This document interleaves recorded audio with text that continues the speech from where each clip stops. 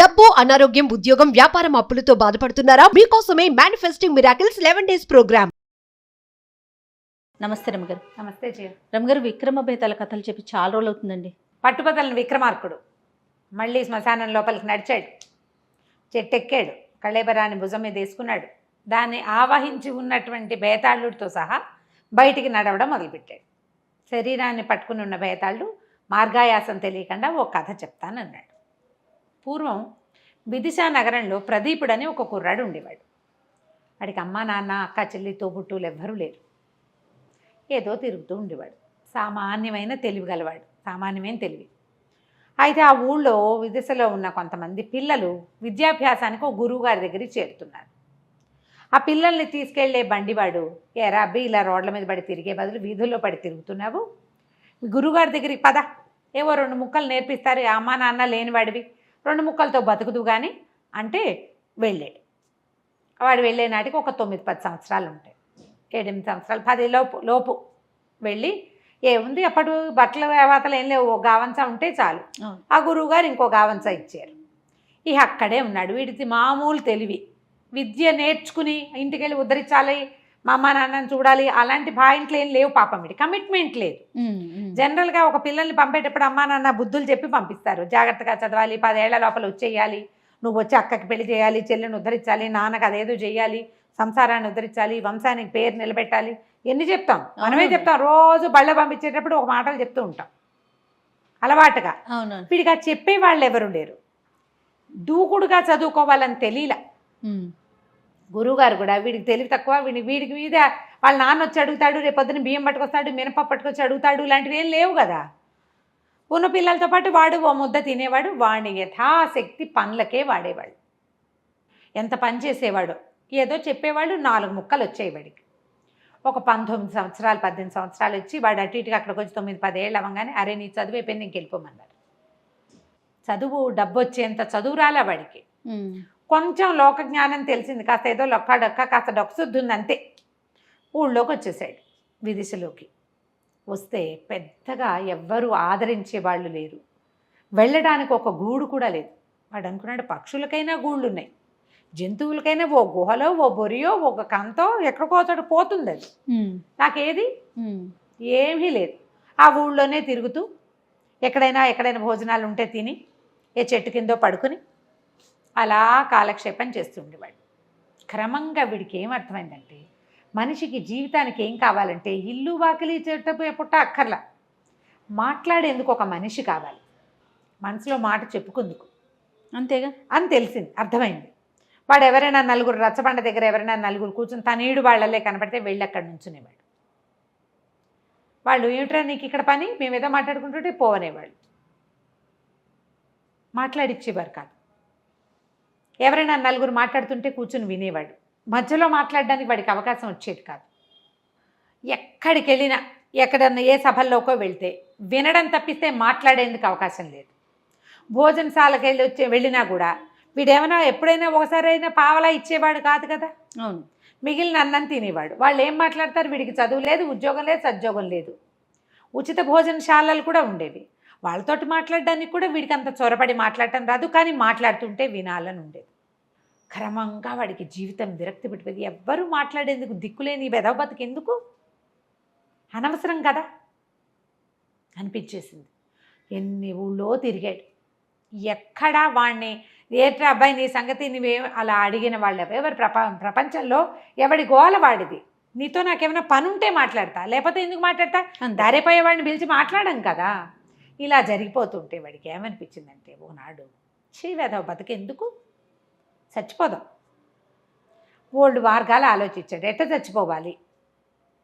ఇప్పుడు ఏ చెట్టుకో ఊరి పోసుకుంటే ఊళ్ళో వాళ్ళు చూసి ఆ పూట ఊళ్ళో అందరికీ తిండి లభించకుండా అనాథ శవం, దాన్ని ఎవరు తగలేయాలి, రకరకాల ప్రశ్నలు ఆలోచించాడు. వీళ్ళందరికీ ఇబ్బంది కూడా పెట్టకూడదు మనం. ఈ రచ్చబండ దగ్గర చెట్లు బాగుంటాయి, అక్కడ చెట్టు మీద ఊరేసుకుంటే ఎవరు అక్కడ కూర్చోకుండా అయిపోతారు, ఇక్కడ కూడా వద్దనుకున్నాడు. ఆలోచించి ఏమనుకున్నాడు, చెరులో పడిపోదాం, కాలువ కొట్టుకుపోతుంది శరీరం, ఏ జలచరాలు తింటాయి పోని అనుకొని వాడికి నడువుకు ఒక గావంచ ఉంది. ఇవి ఫంక్షన్లు అప్పుడు బట్టలు పంచుతారు, అట్లా ఒక గంచ ఒక ఉత్తరీయం ఒక లభించినాయి వాడికి. ఏమనుకున్నాడు, దాన్ని చేతులకు కట్టేసుకుని నదిలో దిగుదాం. కాళ్ళు చేతులు కట్టేసి ఉంటాయి కాబట్టి కొంచెం లోపలికి వెళ్ళిన కొందుకి ఏదో ఇట్లా అంటాడు. మామూలుగా మనం మామూలు వాళ్ళని నీళ్ళలో పడేస్తే వాడు యథాశక్తి ప్రయత్నం చేస్తాడు బతకడానికి. వీడికి కొంచెం ఈతొచ్చు. గురుగారి దగ్గర ఉన్నప్పుడు సెలయేళ్ల దగ్గర అక్కడ తిరిగిన అనుభవం ఉంది వాడికి. కొట్టుకుని పైకి వచ్చేస్తానేమో. గురుగారి దగ్గర ఉన్న చదువులో వాడికి ఏమర్థమైంది, ప్రాణి చావడానికి ఎప్పుడూ ఇష్టపడదు. పీక నుండి వేస్తుంటే తోసేయడానికి ట్రై చేస్తాడు. చచ్చిపోదామనుకున్న వాడు కూడా తోసేస్తాడు. కాళ్ళు కొట్టుకుంటే శరీరం ఒప్పుకోదు, చావుకి రెడీ అవ్వదు. కాబట్టి మనం ఏం చేయాలి, ఈ నీళ్ళల్లోకి కాళ్ళు చేతులు కట్టుకుందామని అనుకున్నాం. చేతులు కొద్దులేపోని కాళ్ళకు కట్టుకుందామని కాళ్ళకు కట్టుకుని నీటిలో దిగాడు. దిగి లోతుకి వెళ్తూ ఉండగా తనకి 2 బారాల దూరంలో ఒక కుర్రాడెవడో కొట్టుకుపోతూ సతమతం అయిపోతున్నాడు. రక్షించమంటున్నాడు, మునకలేసేస్తున్నాడు. దాంతో వీడికి అయ్యో వాడెవడో, నేను కావాలని చచ్చిపోతున్నా, వీడెవడో ఒట్టిగా ఇదిగా కొట్టుకుపోతున్నాడు, వాడెక్కడో పైనుంచి కొట్టుకొస్తున్నట్టుగా ఉన్నాడు. వీడు ఆ మేఘాల మీద అవి కాలికి చేతులు కట్టుకోలే, ఇంకా కాళ్ళకి కట్టుకున్నాడు. ఆ కాలు ఎట్లా కొట్లా తొక్కి దాన్ని ఊడ తీసుకుని ఆ పరిగెడుతున్న ఆ నీళ్ళలో కొట్టుకుపోతున్న వాడి వెనకాల పడ్డాడు. వాడు ఇంచుమించుగా వీడంతా పొడుగు ఉండి పుష్టిగా ఉన్నాడు. వీడికి ఆహారం అప్పుడప్పుడు దొరికి బక్కవాడు. వీడు ఆ పడిపోయి నీళ్ళలో పడి ఉన్నవాడు మంచి దృఢమైన వాడు, బలాఢ్యుడు. వాడిని నది మధ్యలోంచి ఒడ్డుకి ఈడ్చుకొచ్చేసరికి ప్రాణాలు కడబట్టిపోయినాయి. వాడి వల్ల కాల, కానీ వదిలి బుద్ధి కాల. నా వల్లే కావట్లేదు, చచ్చిపోతానంతే అర్థమవుతోంది. వీడిని వదిలేస్తే వాడు పోతాడు, నేను పోతా. కానీ వాడు ప్రాణాల కోసం కొట్టుకుంటున్నాడని అర్థమయ్యారు. రెండో వాడిని ఈడ్చుకొచ్చేసాడు.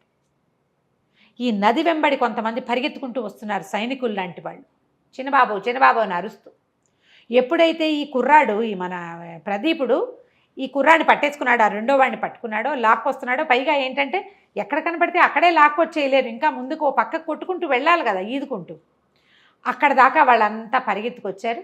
ఇతను ఒడ్డు మీదకి వచ్చి ఆయన అక్కడ బారేసి ఇట్లా చొప్పకట్టల పడిపోయేసరికల్లా వాళ్ళు చిన్నబాబు అని తీసుకొచ్చిన వాడిని వదిలిపెట్టేశారు. ఆ కుర్రాన్ని పట్టుకున్నారు. వాళ్ళు నీళ్లు కక్కిచ్చారు. ఊపిరాడుతోందో లేదో చూస్తున్నారు. ఎవరు వైద్యుని కేకేసుకొస్తానని ఇద్దరు పరిగెత్తారు. ఇతను మెల్లిగా ఈ ప్రదీపుడు కాస్త ఓపిక వచ్చాక నిదానంగా లేచి బయలుదేరి వెళ్ళాడు అక్కడి నుంచి. లెక్క ప్రకారం ఏమిటి, అతను చచ్చిపోవాలి, ప్లాన్ అది కదా.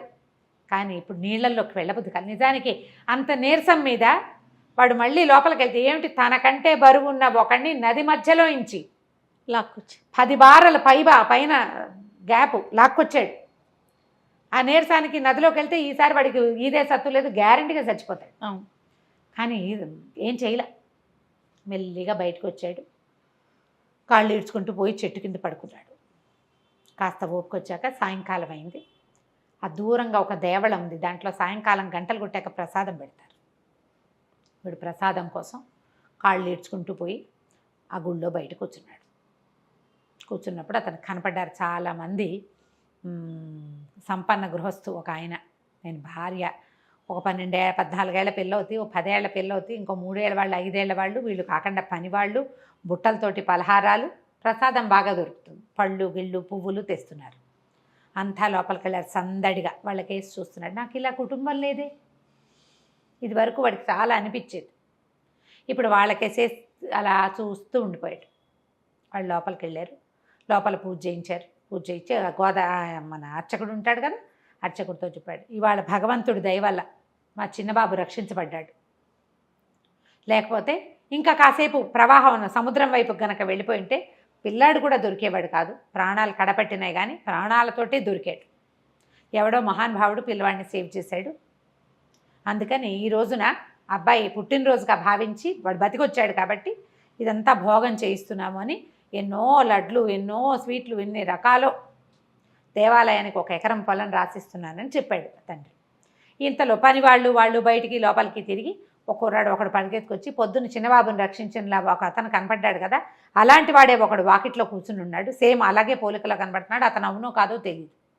ఆ పెద్ద ఆయన భార్య గబగబా బయటకు వచ్చారు.